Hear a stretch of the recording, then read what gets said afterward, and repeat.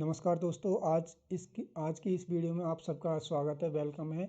और इस वीडियो में हम बात करने वाले हैं राजस्थान की एक और जनजाति के बारे में, और उसको जानते हैं मीणा जनजाति के नाम से। तो दोस्तों, मीणा जनजाति के बारे में इस वीडियो में हम संपूर्ण जानकारी देने वाले हैं, तो वीडियो में आप अंत तक बने रहें। और वीडियो पसंद अगर आती है तो वीडियो को लाइक भी कर लें। तो दोस्तों, स्टार्ट करते हैं मीणा जनजाति। तो दोस्तों, मीणा जनजाति के बारे में हम जानते हैं। मीणा जनजाति की जो उत्पत्ति है दोस्तों, मीन अथवा मछली से बताई गई है। किससे? मीन अथवा मछली से मीणा जनजाति।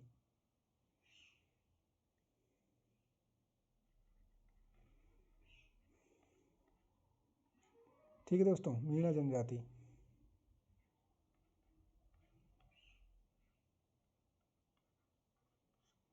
मीणा जनजाति के बारे में जानेंगे, ठीक है। तो इसकी उत्पत्ति, मीणा की जो उत्पत्ति दोस्तों मीन अथवा मछली से बताई गई है। किससे? मीन अथवा मछली से। और इसके अलावा इनको भगवान विष्णु के मत्स्य अवतार से भी इनकी उत्पत्ति बताई गई है। भगवान विष्णु, सॉरी,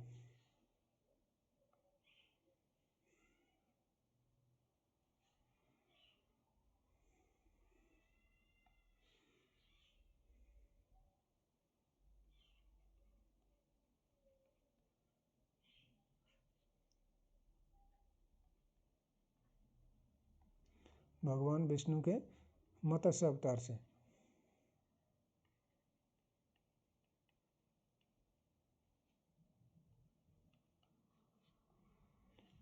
भगवान विष्णु के मत्स्य अवतार से भी इनकी उत्पत्ति मानी गई है। किनकी? मीणाओं की।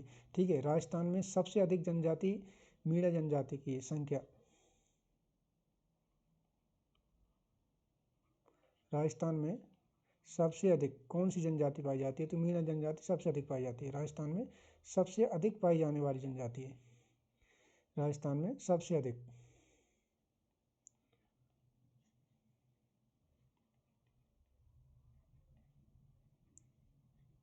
सबसे अधिक पाई जाने वाली,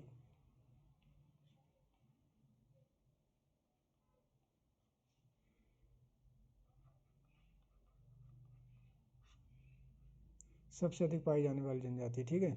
इसके अलावा और इसमें राजस्थान में भी कहाँ पर पाई जाती है? तो सबसे अधिक राजस्थान में सबसे अधिक जयपुर में पाई जाती है। राजस्थान में सबसे अधिक जयपुर में, सबसे अधिक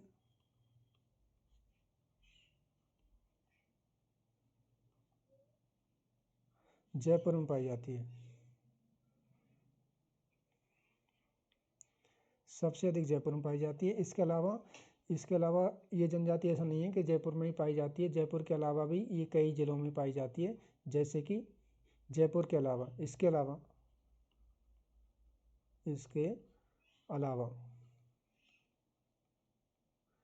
अलावा दोस्तों, ये अपने उदयपुर में भी पाई जाती है, अलवर में भी पाई जाती है। ठीक है, अलवर में भी रहते हैं। इसके अलावा दोस्तों, ये सवाई माधोपुर में भी ये जनजाति निवास करती है। सवाई माधोपुर, ठीक है, सवाई माधोपुर।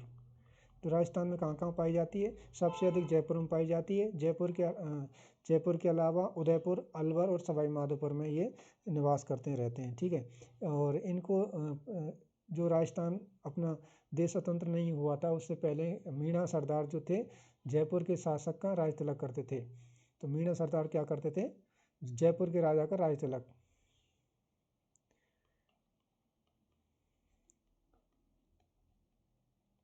मीणा सरदार जयपुर के राजा का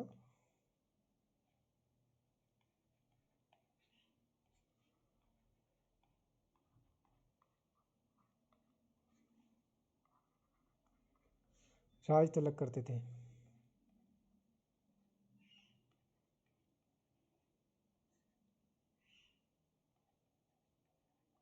राज तिलक करते थे। कौन करते थे? मीणा सरदार करते थे। ठीक है दोस्तों। और इनकी जो मीणाओं के बारे में कौन सा वो पुस्तक है जिसके बारे में मीणाओं के बारे में बताई गई है? तो सबसे पहले जानते हैं उसके बारे में।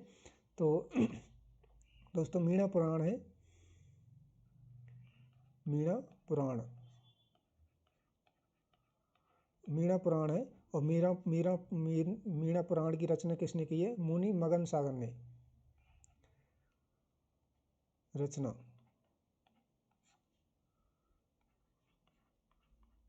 मुनि मगन सागर ने, ठीक है, किसने की है? मुनि मगन सागर ने मीणा पुराण की रचना की है। तो मीणा पुराण में दोस्तों क्या बताया गया है? मीणा पुराण में बताया गया है, मीणा पुराण में मीणाओं की 52 गोत्रों के बारे में बताया गया है।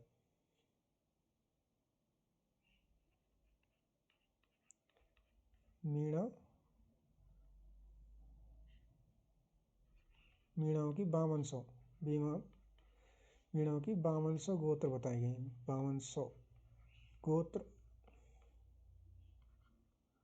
ठीक है, किसमें? मीणा पुराण में, ठीक है। ये इसके बारे में था। कर्नल टोड ने मीणाओं के बारे में क्या कहा है? कर्नल टोड ने कहा है मीणाओं के बारे में कि मीणाओं की जो उत्पत्ति है वो काली खो स्थान से बताई गई है, काली खो से, ठीक है। मूल स्थान कहाँ से? काली खो से, कर्नल टोड ने।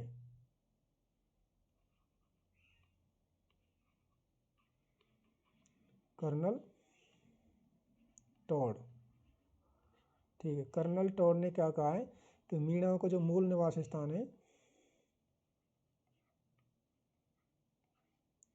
मूल निवास स्थान कहाँ पे बताया गया है? काली खो,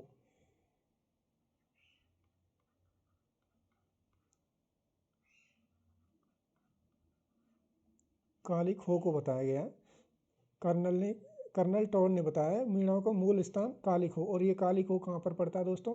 ये काली खो पड़ता है आगरा और भरतपुर के मध्य में एक स्थान है, वहाँ पे काली खो।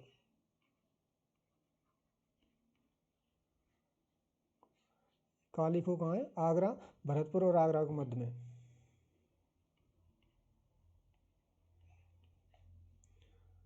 भरतपुर व आगरा,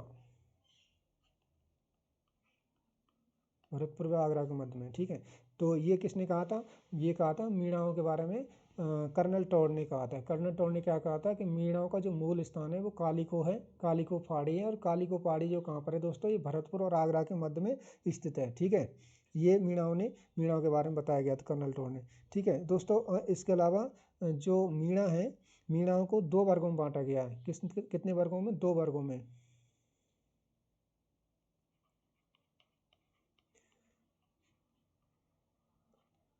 मीणाओं को 2 वर्गों में बांटा गया है, 2 वर्गों में,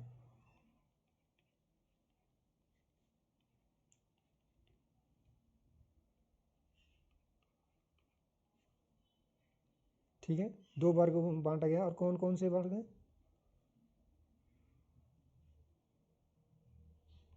तो दोस्तों मीणाओं के 2 वर्ग बताए गए हैं। कौन कौन से वर्ग बताए गए हैं? एक तो आता है चौकीदार मीणा, ठीक है,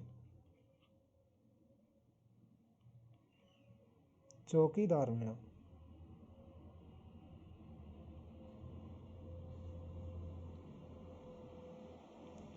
ये क्या? चौकीदार मीणा। दोस्तों ये जो मीणा है इनको क्या कहते हैं? इनका एक नया नाम भी है, दूसरा नाम है नयावासी मीणा, नयावासी, इनको नयावासी मीणा कहते हैं, ठीक है। और इनको ही उच्च वर्ग के मीणा कहते हैं, कहा जाता है उच्च वर्ग, उच्च वर्ग के मीणा कहते हैं इनको। दूसरे मीणा कौन से हैं? ये दूसरे मीणा है चौकीदार, जमींदार मीणा, जमींदार। और जमींदार मीणाओं को क्या कहते हैं दोस्तों? पुरानावासी। ये नयावासी हैं और दूसरे वाले पुरानावासी हैं, पुरानावासी, पुरानावासी। दोस्तों पुरानावासी मीणाओं को निम्न वर्ग की मीणा बताया गया है। क्या बताया गया? निम्न वर्ग की मीणा, निम्न वर्ग, निम्न वर्ग के बताया गया था। दोस्तों इस स्लाइड में हमने क्या पढ़ा? मीणाओं की 52 गोत्र बताई गई हैं। किसमें? मुनि मगन सागर ने मीणा पुराण में। और कर्नल टोड ने मीणाओं का मूल स्थान कालीखो बताया है। और कालीखो कहाँ पर पड़ता है दोस्तों? कालीखो पड़ता है भरतपुर और आगरा के मध्य में। दोस्तों मीणाओं को 2 वर्गों में बांटा गया है, चौकीदार मीणा और जमींदार मीणा। चौकीदार मीणाओं को नयावासी मीणा या उच्च वर्ग की मीणा कहते हैं। और जबकि जमींदार मीणा है उनको पुराना बासी मीणा अथवा निम्न वर्ग के मीणाओं में शामिल किया गया या बताया गया। ठीक है, तो ये दोस्तों मीणाओं के वर्ग थे। दोस्तों इसके अलावा जो मीणा जनजाति है उसमें एक कुछ खास बातें होती हैं, उनके पारिवारिक परिवार के बारे में भी जान लेते हैं कि जो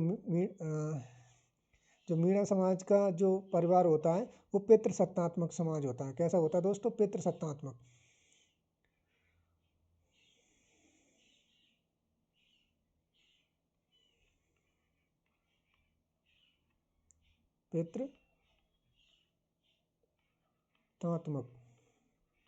पितृसत्तात्मक समाज होता है या परिवार होता है, समाज होता है। ठीक है, यानी कि पिता की चलती है, पितृसत्तात्मक समाज होता है कौन का?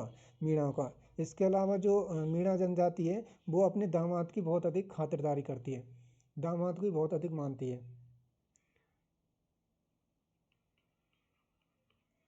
मीणा जनजाति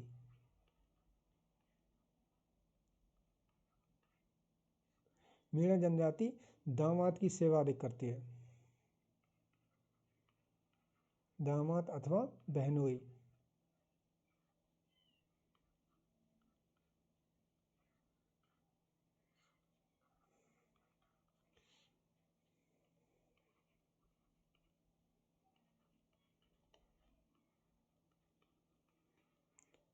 खातिरदारी करती है। ठीक है, तो मीणा जनजाति जो है दामाद अपने बहनों की खातिरदारी अच्छी तरीके से करती है। मीणा जो समाज है वो पितृसत्तात्मक समाज है। ठीक है दोस्तों, इसके अलावा जो मीणा में एक खास बात और होती है कि मीणा जनजाति है वो एक गोत्र में शादी नहीं करती, एक ही गोत्र में शादी नहीं करते।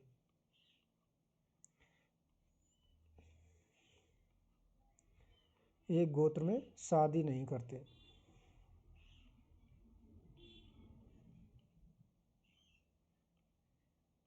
नहीं करते।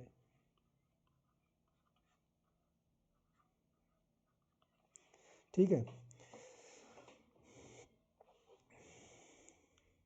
मीणाओं में जो मुखिया होता है, गांव का जो मुखिया होता है उसको पटेल बोलते हैं। मीणा समाज में क्या बोलते हैं? पटेल बोलते हैं मीणाओं के मुखिया को।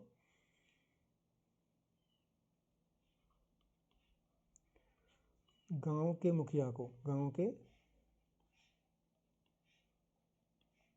मुखिया को पटेल बोलते हैं।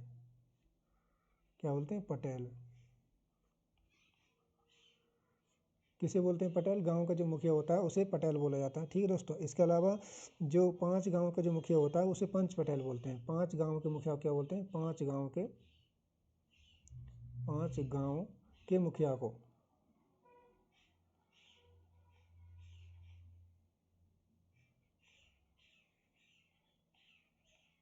5 गांव का जो मुखिया होता है उसे पंच पटेल बोलते हैं। क्या बोलते हैं दोस्तों? पंच पटेल।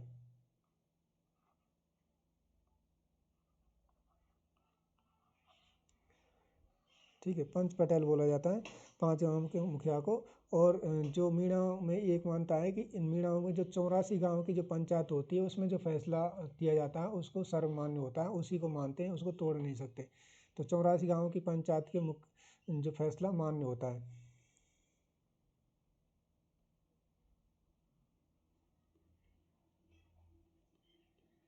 84 गांव की पंचायत,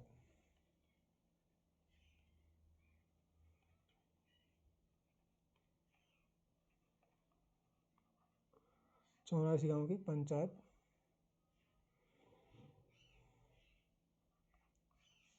का फैसला, 84 गांव की पंचायत का फैसला मान्य होता है, मान्य होता है। ठीक है, ये मीणाओं के बारे में था। तो खास बात क्या है कि 84 गांव की जो पंचायत होती है दोस्तों उसका जो फैसला होता है वो मान्य होता है, सर्वोपरि होता है। और 5 गांव का जो मुखिया होता है उसे पंच पटेल बोलते हैं और गांव का जो मुखिया होता है उसे पटेल बोलते हैं। ठीक है, इनके जो घर होते हैं उनको टापरी बोलते हैं। घरों को क्या बोलते हैं दोस्तों? ये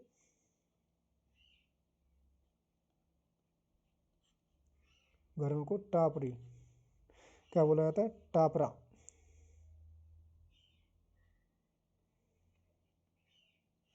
इनके जो घर होते हैं उनको टापरा बोला जाता है। और जो जंगल में जो झोंपड़ी बनी होती है उनको मेवा से बोलते हैं। जंगलों में बनी झोंपड़ी को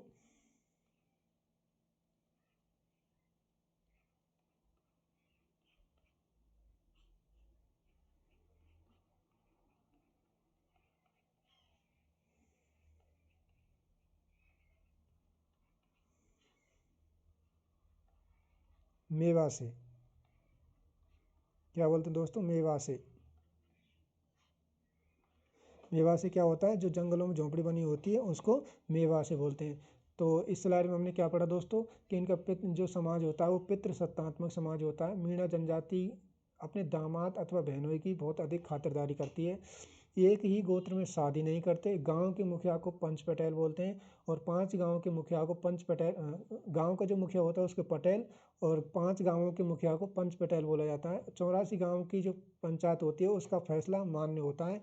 घरों को टापरा बोला जाता है और गांव से बाहर जंगलों में जो झोंपड़ी बनी होती है उसे मेवा से बोलते हैं। ठीक है दोस्तों, तो इस स्लाइड में हमने ये पढ़ा। अगली स्लाइड में हम देखते हैं मीणा के बारे में कि जो इनका जो बिचौलिया होता है उसको क्या बटालिया बोला जाता है। बिचौलिया को क्या बोलते हैं? बटालिया।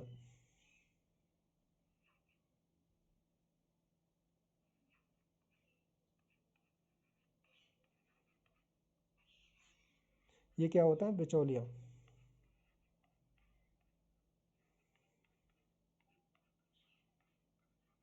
ठीक है, बिचौलिया क्या बोलते हैं? बटालिया। बटालिया बोला जाता है उसको।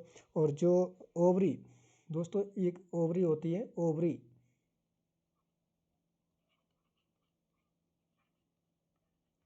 ओवरी ओवरी किसे कहते हैं दोस्तों? अनाज रखने की कोठी।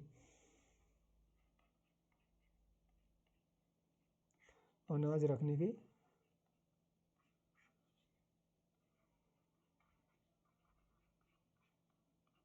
अनाज रखने की कोठी को क्या बोलते हैं दोस्तों? ओवरी बोला जाता है। किक्मारी, इनके बारे में ये कुछ शब्द हैं जो कि बहुत महत्वपूर्ण होते हैं। किक्मारी, ओवरी, किक्मारी, बटालिया।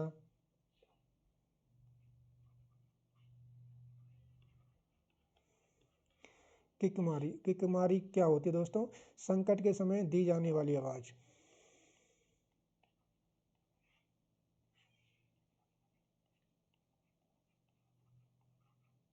संकट के समय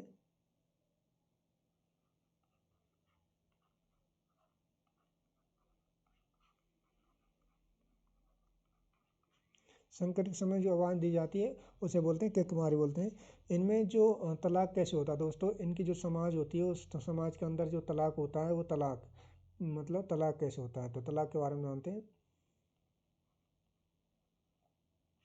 तलाक दोस्तों, जो पुरुष होता है वो अपने अंगूछे का टुकड़ा फाड़कर अपनी स्त्री को, अपनी औरत को दे देता है तो उससे तलाक समझा जाता है, अंगूछे का टुकड़ा फाड़ कर देने से।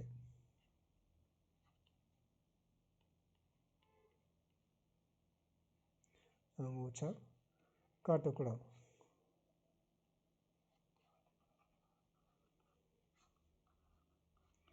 देने से। ठीक है। और वैसे ही जब अगर कोई महिला अगर देने, ये तो पुरुष देता है देने से, और अगर कोई महिला देती है तो वो भी अपने मतलब उसका टुकड़ा दे देती है।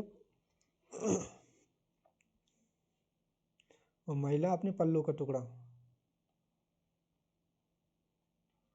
महिला अपने पल्ले पल्ले या साड़ी कह सकते हैं का टुकड़ा दे देती है तो उससे भी ये तलाक माना जाता है। ठीक है दोस्तों, तो ये इसके बारे में तलाक के बारे में था कि तलाक किस तरीके से दी जाती है। दोस्तों इसमें तलाक कैसे दी जाती है? अगर कोई पुरुष तलाक देना चाहता है तो वो अंगूछे का टुकड़ा महिला को दे देता है, और अगर महिला देना चाहती है तो वो अपने पल्ले का टुकड़ा या अपनी साड़ी का टुकड़ा फाड़ करके अपने पति को दे देती है, तो इससे भी तलाक समझा जाता है। किकमारी क्या है? संकट के समय दी जाने वाली आवाज़ को किकमारी बोलते हैं। ओवरी, अनाज रखने की जो कोठी होती है वो ओवरी कहलाती है। बटालिया, बिचौलिया जो होता है शादी विवाह के समय जो शादी विवाह करवाता है, जो लड़का और लड़की को आपस में मिलवाता है उसे बिचौलिया, उस बिचौलिया का बोला जाता है बटालिया बोला जाता है। ठीक है दोस्तों, इस समाज के अंदर जो अपने विधवा पुनर्विवाह भी किया जाता है। ठीक है, क्या किया जाता है? विधवा पुनर्विवाह। विधवा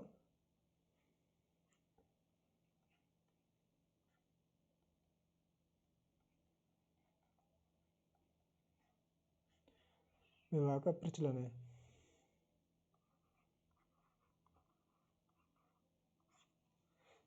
विधवा पुनर्विवाह का प्रचलन है, नाता प्रथा। ये तो मतलब इस कुछ समाज ऐसे होते हैं जिसमें विधवा विवाह नहीं किया जाता, और मीणा जनजाति के अंदर विधवा विवाह किया जाता है दोस्तों। और इसके अलावा जो नाता प्रथा है, एक पुरुष को छोड़ करके दूसरी पुरुष के साथ में जो महिला रहने लगती है उसे नाता प्रथा कहते हैं। नाता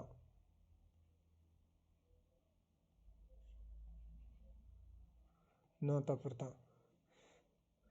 अपने पति को छोड़ करके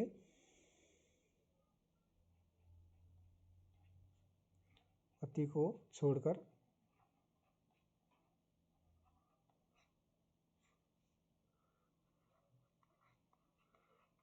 दूसरे के साथ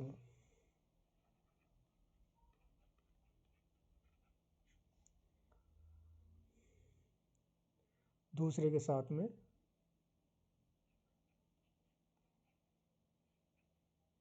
रहना, ये क्या है, नाता प्रथा है। ठीक है, शादी कर लेना इस नाता प्रथा है। महिला अपने तब जैसे अगर तलाक हो जाता है तो उस दौरान क्या करती है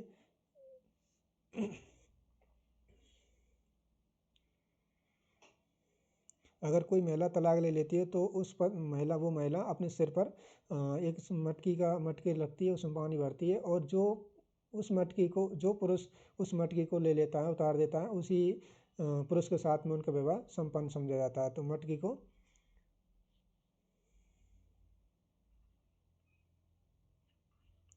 महिला अपने सिर पर पानी की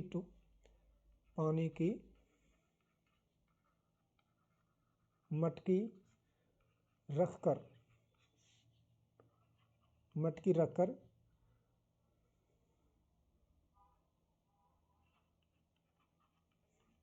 गली से निकलती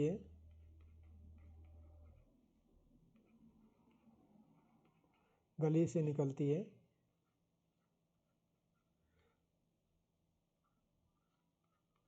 और जो पुरुष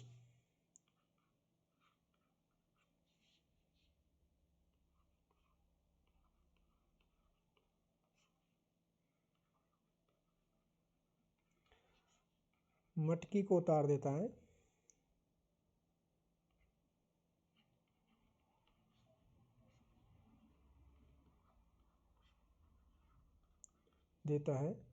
उसके साथ शादी संपन्न होती है। उसके साथ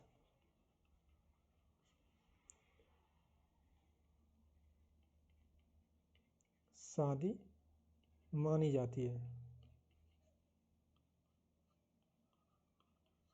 ये विवाह का एक प्रचलन है कि जो अगर कोई महिला को पुनर्विवाह करना चाहती है तो वो किस तरीके से करती है कि महिला अपने सिर पर एक पानी की मटकी रखती है और उस मटकी को लेकर के वो गलियों से निकलती है, और जो पुरुष उस मटकी को उतार देता है उसके सिर से, उस पुरुष के साथ में उसकी शादी संपन्न मानी जाती है। ठीक है, तो ये था अपने मीणा जनजाति के बारे में कि शादी पुनर्विवाह कैसे होता है। तो दोस्तों इसके अलावा जो मीणा जनजाति है वो किस किस को मानती है, तो मीणा जनजाति के जो देवता हैं, देवता का नाम क्या है,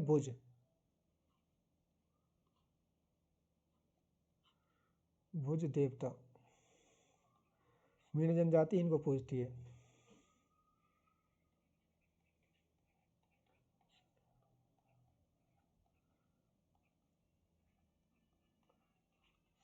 मीणा जनजाति के देवता।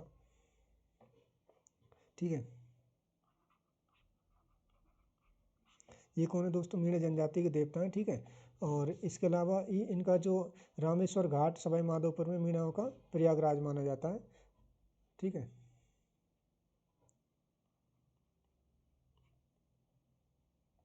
रामेश्वर घाट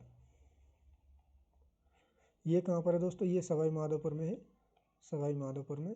और इसको मीणा जनजाति अपना प्रयागराज मानती है, मीणाओं का प्रयागराज, मीणाओं का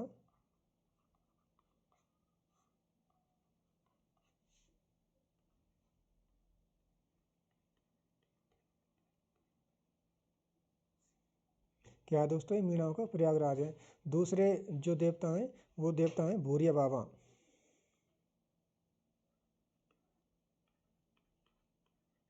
भूरिया बाबा अथवा गोमतेश्वर महाराज।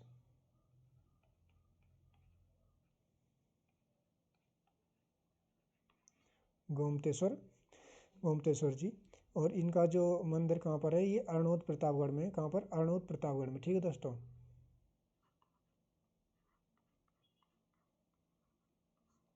अरनोद प्रतापगढ़,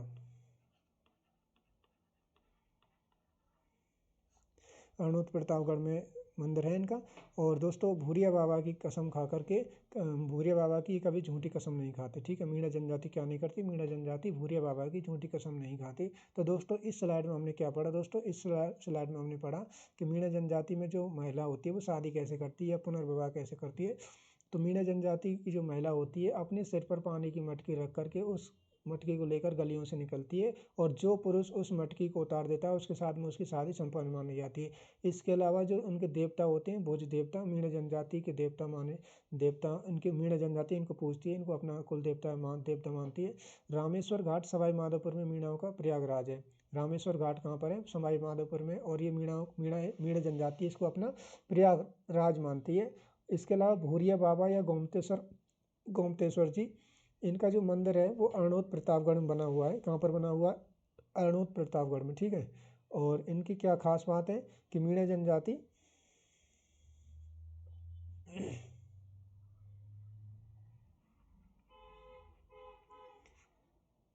मीणा भूरिया बाबा की कभी झूठी कसम नहीं खाते। मीणा भूरिया बाबा की झूठी कसम नहीं खाते।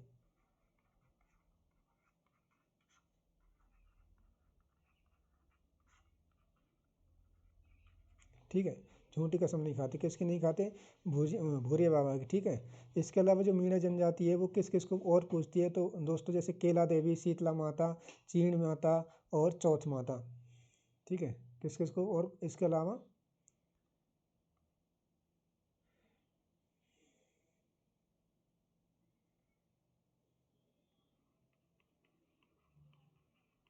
शीतला माता।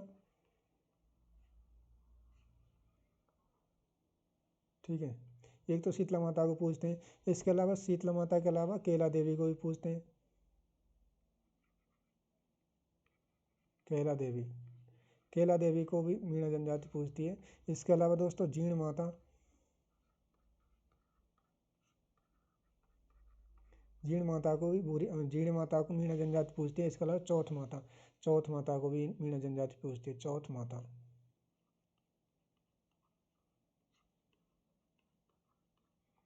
तो मीणा जनजाति जो किस किस को पूजती है? शीतला माता, कैला देवी माता, जीण माता, और इस जीण माता, चौथ माता, इनको मीणा जनजाति पूजती है। ठीक है।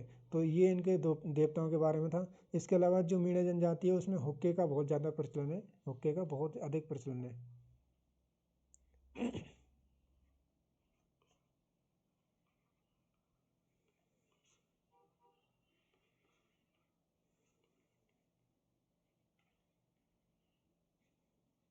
हुक्का अधिक, हुक्का का अधिक प्रयोग किया जाता है। ठीक है। इसके अलावा जो मीणा जनजाति है वो गेहूँ, बाजरा और ज्वार, गेहूँ, बाजरा,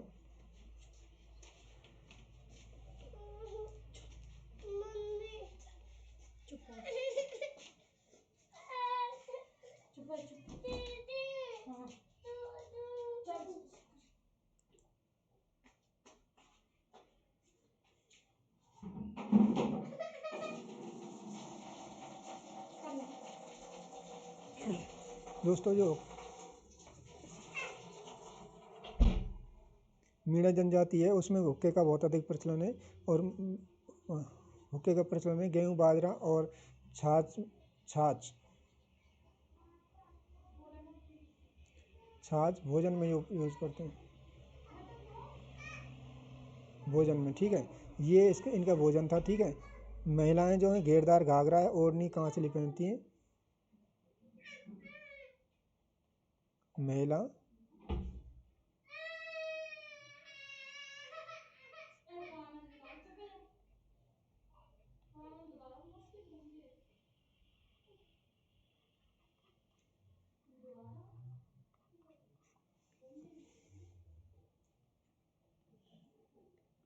कांचली। महिलाएं जो है घेरदार घाघरा, ओढ़नी, कांचली ये पहना जाता है। बनेड़ा, एक बनेड़ा होता है दोस्तों, बनेड़ा। बनेड़ा बनेड़ा क्या होता है? ये पाजामा होता है, पायजामा।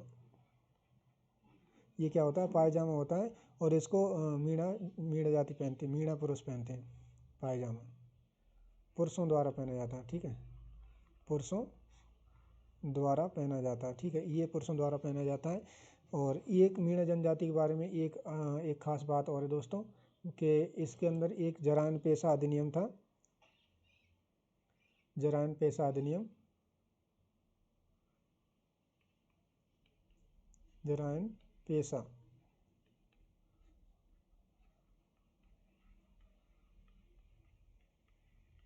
जरायन पेशा अधिनियम। इस अधिनियम के अंतर्गत क्या था दोस्तों, कि मीणा जनजाति के जो लोग थे वो 24 घंटे के अंदर अंदर मतलब प्रत्येक दिन थाने में जाकर रिपोर्ट करते थे। और जो इसको समाप्त कब किया गया था? 1952 में इसको समाप्त किया गया था। इसको 1952 में समाप्त किया गया था, समाप्त कर दिया गया था। तो ये मीणा जनजाति के बारे में था, ठीक है। मीणा जनजाति अपने पति का मीणा जनजाति की जो महिलाएं होती हैं वो अपने पति का नाम हाथ पर गुदवा कर रखती हैं। मीणा जनजाति की महिला, मीणा जनजाति की महिला अपने हाथ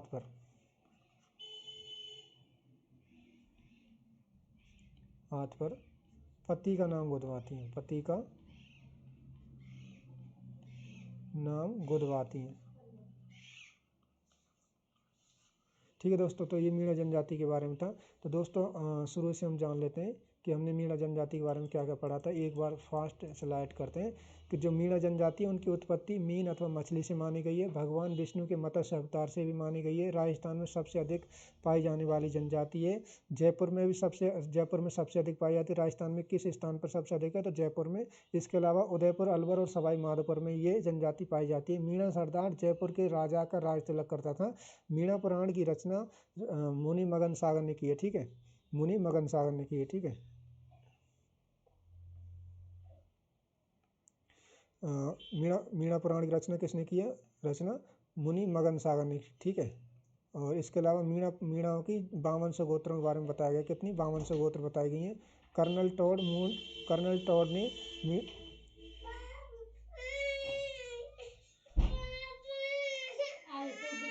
ले जाते मीणाओं को दो वर्गों में बांटा गया है।